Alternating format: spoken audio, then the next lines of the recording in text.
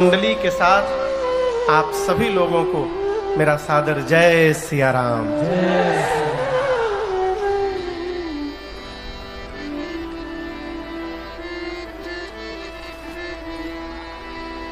आज हम और आप यहाँ श्रृंगवेरपुर की कथा गाने बैठे हैं। मूल रूप से आज केवट भैया के चरित्र को हम और आप गाएंगे और श्रवण करेंगे। इसका आनंद तो है ही, इसके साथ साथ आज एक विशेष आनंद मुझे है। मैं आपको बताऊं, मुझे राम कथा गाते गाते लगभग 14-15 वर्ष हो गए। पहली कथा तो बाबू राकेश जी ने कराई, इसके पहले एक राम कथा हम लोग कलकत्ता में स्वयं किए। वो 9 दिन की पहली राम कथा थी। घर में बाबूजी लोग ही मिलकर रचना बनाए थे। मुझे कौन पूछता था तेरी बंदगी से पहले है? तो वो पहली राम कथा थी 9 दिन की। और मेरे पूज्य महाराज से उस कथा में मुझे आशीर्वाद देने के लिए कानपुर से चलकर कलकत्ता गए थे। उस कथा के बाद सरकार लगभग हम लोग अब तक 300 कथाएं गा चुके लगभग, और 14-15 वर्ष बाद आज इस कथा में ये संयोग बना है कि मेरे पूज्य महाराज श्री यहाँ आशीर्वाद देने के लिए आए हैं।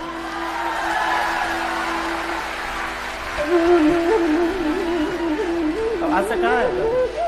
किसी कथा में नहीं आया, पर आज तो घरे की कथा थी।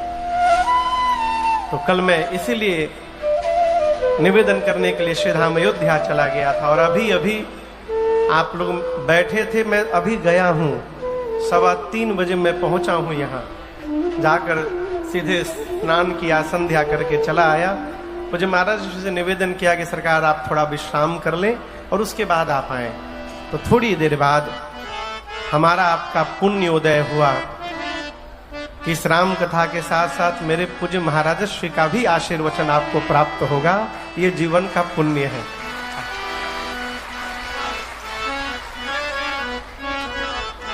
कल हम और आप भगवान श्री सीताराम जी के मंगलमय विवाह के प्रसंग को गाए, श्रवण किए।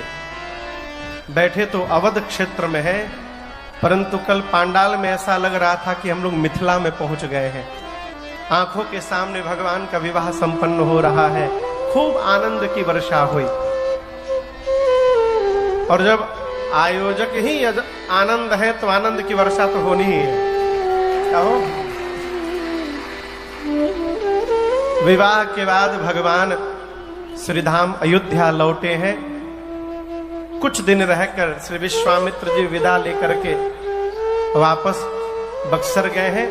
और आज हम और आप श्री अयोध्या कांड की कथा में प्रवेश करेंगे। अयोध्या कांड की कथा श्री रामचरितमानस की दूसरे कांड की कथा है, द्वितीय सोपान। पूज्यपाद गोस्वामी तुलसीदास जी महाराज ने प्रारंभ में 3 श्लोक लिखे हैं। कितने श्लोक लिखे हैं? 3। जो बोला करे बीच में 3। आप में से जो सुधी पाठक होंगे वो जानते होंगे। पहले श्लोक में भगवान शंकर को प्रणाम किया। यशांके च विभाति भूधर सुता देवापगा मस्तके भाले बाल विधुर गले चगरलम यस्योरसी प्यारा। जिनके वामांग में मां भवानी विराजमान है, सिर पर देव नदी मां गंगा है, ललाट पर चंद्रमा शोभायमान है, गले में हलाहल विष है, वासुकी सर्प जिनके वक्षस्थल पर यज्ञोपवीत बनकर सुशोभित है। जो भगवान सर्वत्र है, जो भगवान सर्वज्ञ है, जो भगवान सबके स्वामी है, उन भगवान को, शंकर को मैं बारंबार प्रणाम करता हूं। अब यहां एक प्रश्न आता है, मैं आपको निवेदन करूं। बालकांड के प्रारंभ में 2 श्लोक में गोस्वामी जी ने भगवान शंकर को वंदन किया।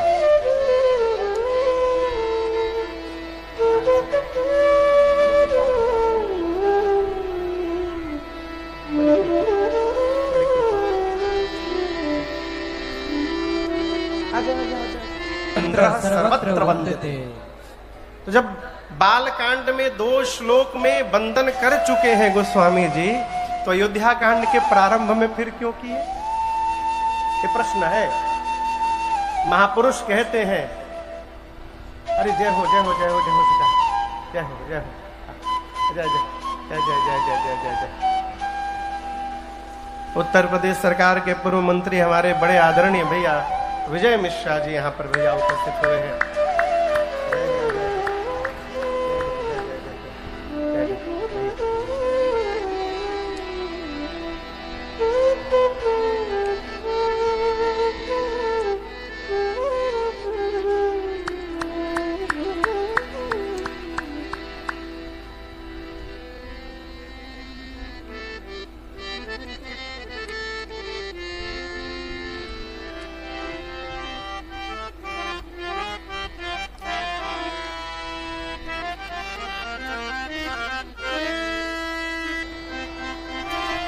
महापुरुष कहते हैं अयोध्या कांड मनुष्य के जीवन की युवा अवस्था है और कोई नहीं है प्रकार।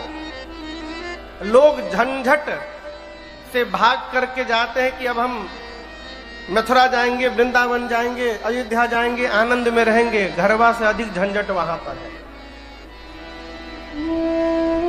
आप जहां भी जाइए झंझट ही झंझट है। उस झंझट में रहते हुए कैसे आनंद में रहना है, यदि ये सीखना है तो भगवान शंकर का जीवन दर्शन करिए। बाबा समस्याओं के मध्य में भी आनंद में रहते हैं और इसका सबसे बड़ा कारण जानते हैं क्या है? पूरे परिवार के साथ भगवान शंकर भजन में रहते हैं। गोस्वामी जी की चौपाई का दर्शन करिए। मंगल भवना अमंगल हारी, मंगल भवन अमंगल हारी, उमा सहित जहि जपत पुरारी, उमा सहित जहि जपत सहस नाम सम सुनि शिव बानी, सहस नाम सम सुनि शिव बानी, जपि जे पिय संग भवानी, जपि जे पिय संग और तुम पुनि राम राम दिन राती, तुम पुनि राम राम दिन राती, सादर जप अनंग आराती, सादर जप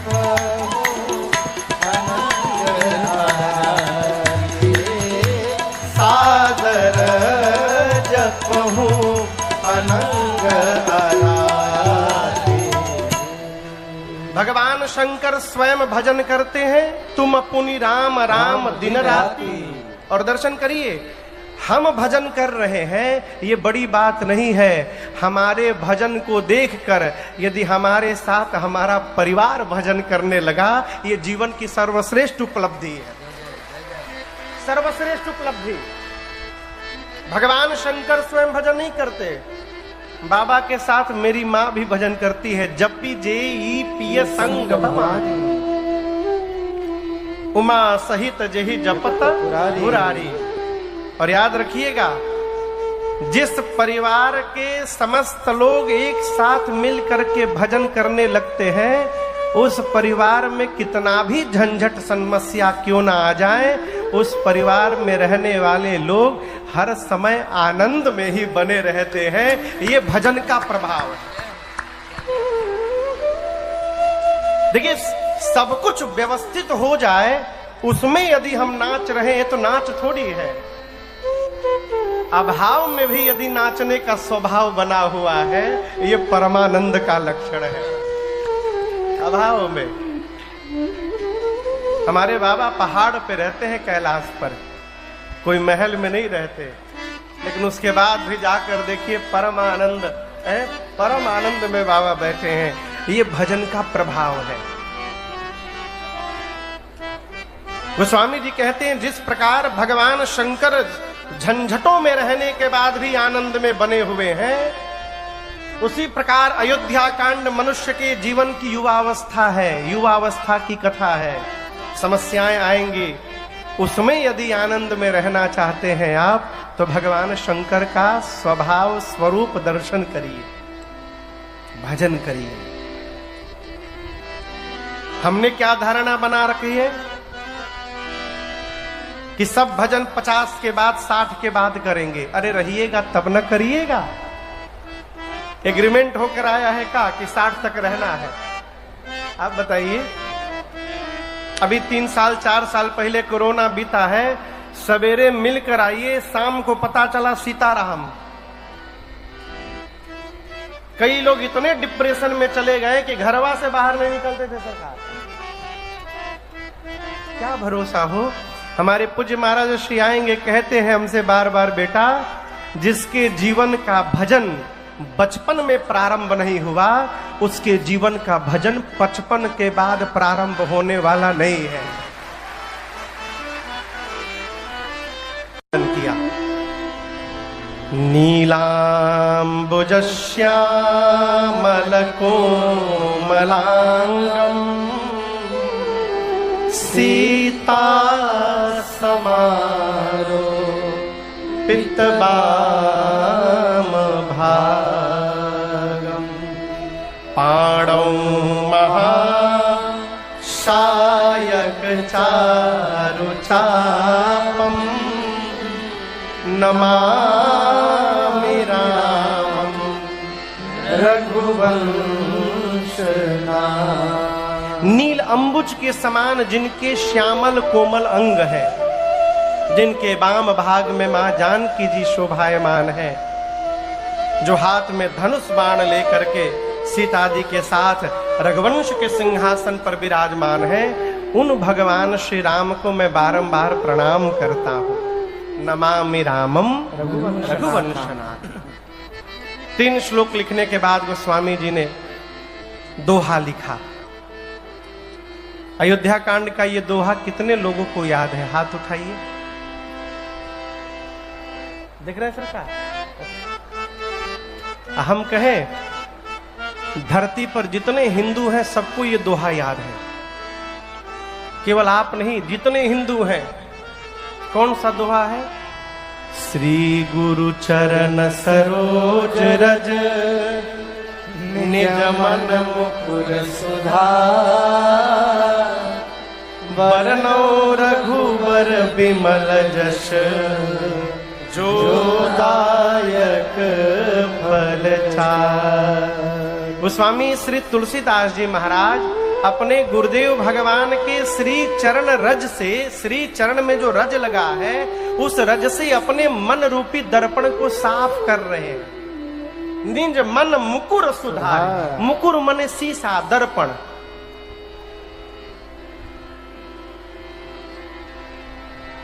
यदि आप सवेरे स्वामी राजेश्वरानंद सरस्वती जी महाराज, स्वामी राजेश्वरानंद सरस्वती जी महाराज, उनका एक पद है,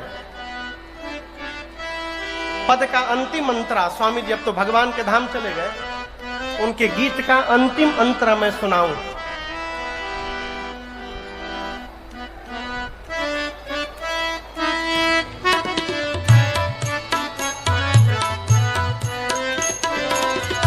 ये मन पर रखा हुआ मुकुट तनिक टेढ़ा हो गया है। उस मुकुट को सीधा करने के लिए महाराज ने हाथ में दर्पण लिया, राय सुभाय मुकुर कर ली है, और मुकुट लेकर के महाराज ने बदन बिलो की मुकुट सम मुकुट को सीधा किया महाराज ने। और जैसे सीधा किया, कान के पास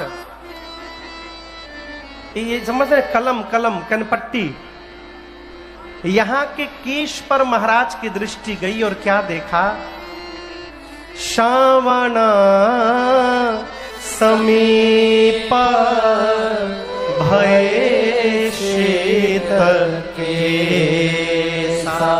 महाराज की दृष्टि गई कि कान के निकट के केश श्वेत हो गए। ये आज की बात आज के समय में न लीजिएगा, आजकल तो छोट छोट लड़का के श्वेत हो जाते हैं, पहले की बात है ये। और दर्शन करिए, महाराज इस दृश्य को देखकर समझ गए कि ये श्वेत केश मेरे कान में प्रवेश करके मुझे उपदेश कर रहे हैं। महाराज हम लोग अपना रंग बदलना प्रारंभ कर दिए हैं, आप अपना रंग कब से बदलना प्रारंभ करिएगा? नृप युवराज राम कहु देव, बदलिए स्वरूप। ये संकेत है। हमारा शरीर हर समय हमको संकेत देता है, हर समय। भोजन कर रहे हैं आप, कर रहे हैं ना? भोजन करते समय यदि डकार आ जाए तो इसका अर्थ है कि पेट कह रहा है कि भाई साहब अब आप मेरे पर कृपा करिए, अब न डालिए, मैं भर गया। आदमी क्या कहता है?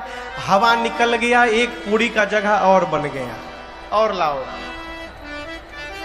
अभी पूज्य महाराज श्री के साथ हम आ रहे थे, रायबरेली के आगे बढ़े, बहरा ऊंचाहार रायबरेली के बीच में अभी 1 घंटा 1.5 घंटा पहले, तो जो भैया गाड़ी चला रहे थे उनको जम्हाई आई। तो पूज्य महाराज श्री बोले, आप जम्हाई ले रहे हो? रात को सोए थे नहीं थे क्या? नींद आ रही है? महाराज जी पूछे तो ठीक है। उनका उत्तर बड़ा अद्भुत आया। बोले महाराज जी नींद नहीं आ रही है लेकिन जम्हाई आ रही है। मैं भी सुना, मैं सुनकर मुस्कुराया, महाराज जी भी मुस्कुराए। जम्हाई आ रही है इसका मतलब शरीर आराम ढूंढ रहा है, ये लक्षण, ये संकेत है। कान से कम सुनाई देने लगा। आपको एक बात कहूं, यहां जितने बुजुर्ग लोग बैठे हैं कोई इस बात को अन्यथा न लेंगे। जिस मनुष्य को कान से बुढ़ापे में कम सुनाई देने लगा वो ये मान ले कि उस पर भगवान की कृपा हो गई। ये भगवान की कृपा। क्यों? न सुनाई देगा न टेंशन होगा। भाई आप सुनिएगा तब ना टेंशन होगा, सुनाइए नहीं देगा, आनंद में रहिए, जो बोल रहा है उसको बोलने दीजिए। कान से कम सुनाई देने लगे, ये संकेत है दूसरे को बहुत सुन लिए आप, अब अपने को सुनने की बारी आ गई है। अपने को सुनिए। आंख से कम दिखाई दे रहा है, संकेत है अब अपने भीतर देखिए। बाहरी जगत बहुत देख लिए, दांत टूटने लगे, ये संकेत है कि अब भीतर का मशीन पहले जैसा नहीं रहा। अब मधुर भोजन करिए जिसको पचाने में मेहनत न लगे। आदमी क्या करत है? जितना बार टूटबा उतना बार लगाई, टूटा, अरे यहां तो लगा लीजिएगा, यहां क्या करिएगा? भीतरी मशीन का ये संकेत है। महाराज की दृष्टि गई, समझ गए क्यों न राम को युवराज बना करके और जीवन को सार्थक कर लूं अपने। यहां कथा की सूत्र कहती है, मेरे महाराज श्री कहते, बाबू संतान जब योग्य हो जाए, समझ रहे हैं, संतान जब योग्य हो जाए तो पिता का धर्म है अपना सारा भार दायित्व संस्थान को दे करके अब मुक्त हो जाए। ये पिता का धर्म है। और आपसे निवेदन करूं, यही जीवन की असली मुक्ति है। मरने के बाद मुक्ति मिलेगी कि कहां मिलेगी, वो जो मुअत है वो जानत है। मरने के बाद खाली एक काम है तेरा ही, वो तब होगा जब संतान लायक होगी। ये तो भगवान मालिक है। जो जीते जी मुक्त नहीं हो पा रहा है वो मरने के बाद खाक मुक्त होगा। प्राण निकलने वाले हैं, तिजोरी की चाबी हाथ से छूट नहीं रही है, जनेऊ में बांध के रखे तिजोरी की चाबी, आई मुक्त होंगे। कोई आपको मुक्त कर नहीं सकता, मुक्त होना पड़ता है। चक्रवर्ती जी ने निर्णय किया राम को युवराज पद पर आसीन करके मुक्त हुआ जाए। पहुंचे गुरुदेव भगवान के पास, जा करके निवेदन किया, प्रार्थना किया, गुरुदेव क्या पता कल मैं रहूं या न रहूं, इस शरीर का भरोसा नहीं। आपसे निवेदन करने आया हूं, मेरे राम सब प्रकार से लायक हो गए हैं। आप एक ऐसा मुहूर्त बता दीजिए जिस मुहूर्त पर मैं राम का अभिषेक कर सकूं। मुहूर्त बताइए। गुरुदेव ने पूछा कि आप राम के लिए मुहूर्त पूछने आए हैं, आपको पता है राम कौन है? महाराज बोले मेरे पुत्र हैं। गुरुदेव बोले बाद में है, उससे पहले राम बहुत कुछ है। चक्रवर्ती जी ने पूछा क्या है? गुरु जी यहां पर राम जी का परिचय देते। सुनो नृप जासु विमुख पछिताए, सुनो नृप जासु विमुख पछिताए, जासु भजन बिनु जरनी न जाही, जासु भजन बिनु जरनी न जाही।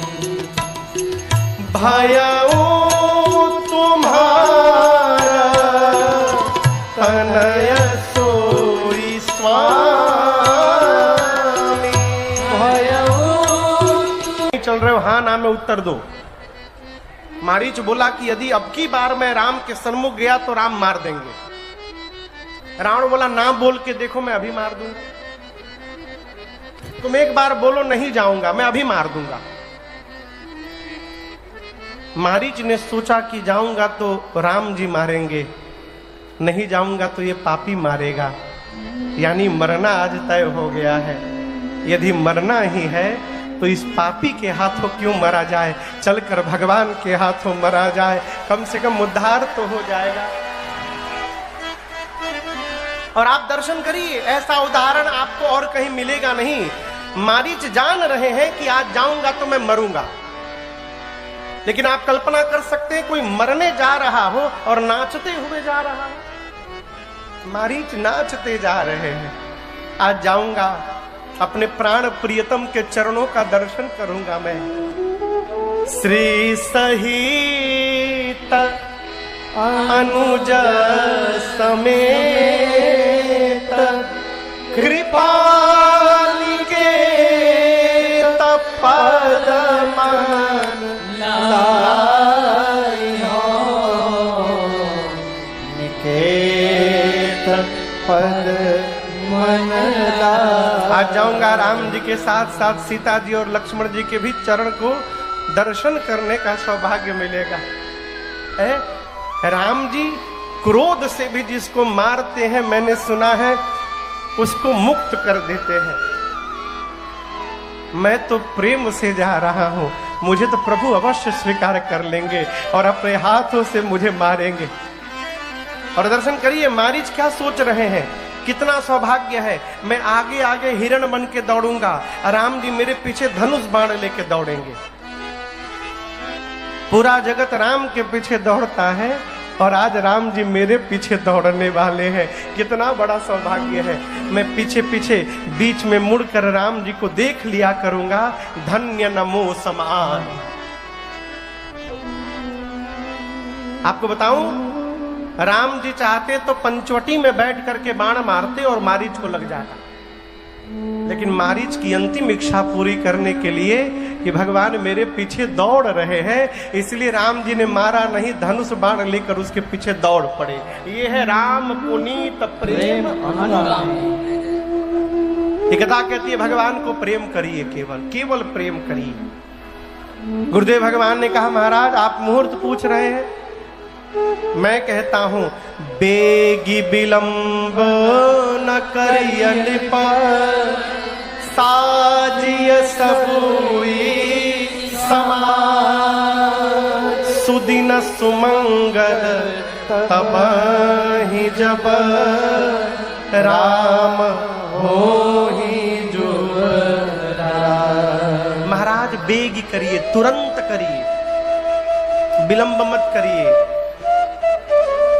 आप राम के अभिषेक के लिए मुहूर्त पूछने आए हैं। मैं कहता हूं जिस क्षण जिस घड़ी आप राम जी का अभिषेक कर देंगे वही समय श्रेष्ठ मुहूर्त में परिवर्तित हो जाएगा।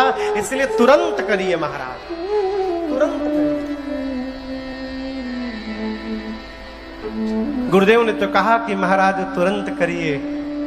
उचित ये था कि श्री चक्रवर्ती जी उसी क्षण राम जी का अभिषेक कर देते, लेकिन महाराज ने निर्णय किया कल प्रातः काल सूर्यवंश के सिंहासन पर जब भगवान श्री सूर्य नारायण उदित होंगे, उनके आगमन के साथ मैं सिंहासन पर राम का अभिषेक करूंगा।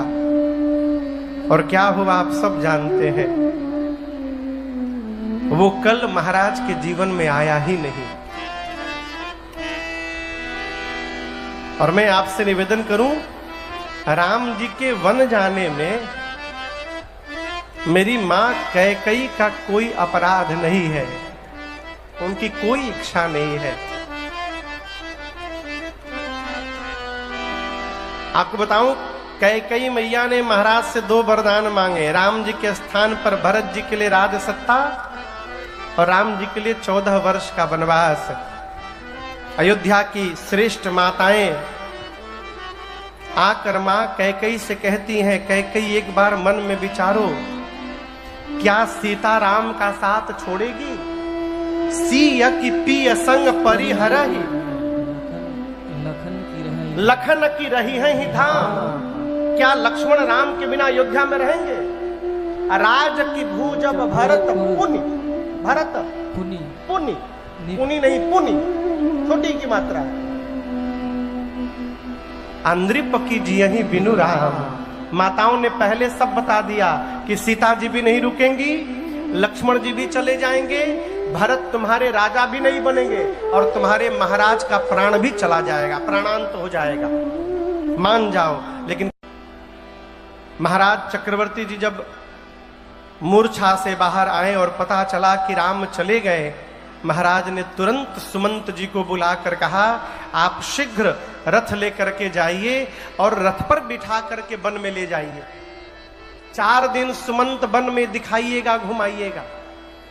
और वन देखकर जब बच्चों को भय लगने लगे ना, तो वापस लेके चले आइएगा। परंतु राम तो सत्यव्रती हैं। सुमंत, यदि राम नहीं लौटे ना, कोई बात नहीं, आप जानकी को लेकर के वापस आइएगा, मेरी सीता जी को लेकर के आइएगा। कहिएगा कि जितने दिन मन करे अयोध्या में रहे, जितने दिन मन करे जाकर अपने मैके में रहे, परंतु उनको लेकर के आइएगा। और यदि आप सीता को भी लेकर नहीं आए ना सुमंत, तो स्मरण में रखिएगा, आप तो आइएगा, लेकिन आपके साथ साथ आपका राजा चला जाएगा। सुमंत जी रथ लेकर गए। पिताजी के वचनों को सुनकर भगवान मैया के साथ, भैया के साथ रथारूढ़ हुए। पूरी प्रजा रथ के पीछे पागलों की भांति दौड़ रही है। पहले दिन भगवान तमसा नाम की एक नदी के किनारे विश्राम करते हैं। भगवान तमसा के तट पर विश्राम किए।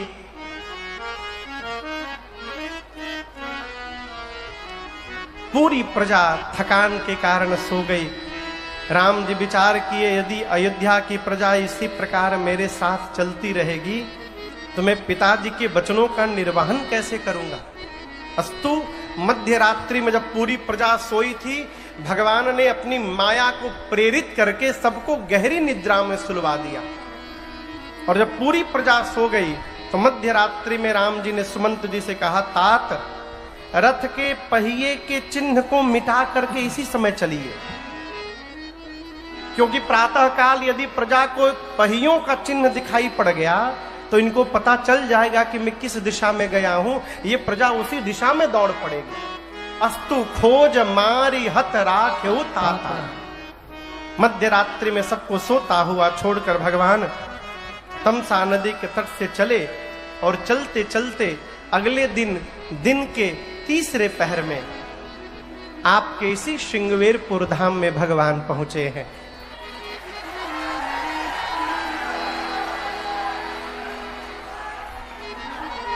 आइए एक बार चौपाइयों का हम और आप गुणगान करते हैं। बाबा कहते हैं, सीता सचिवा सहित दो भाई, सीता सचिव सहित दो भाई, श्रृंगवेरपुर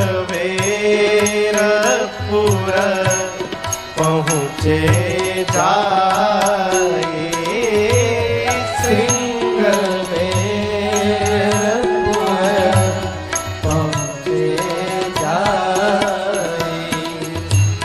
उतरे राम देवसर देखे, उतरे राम देवसर देखे, कीन्ह दंडवत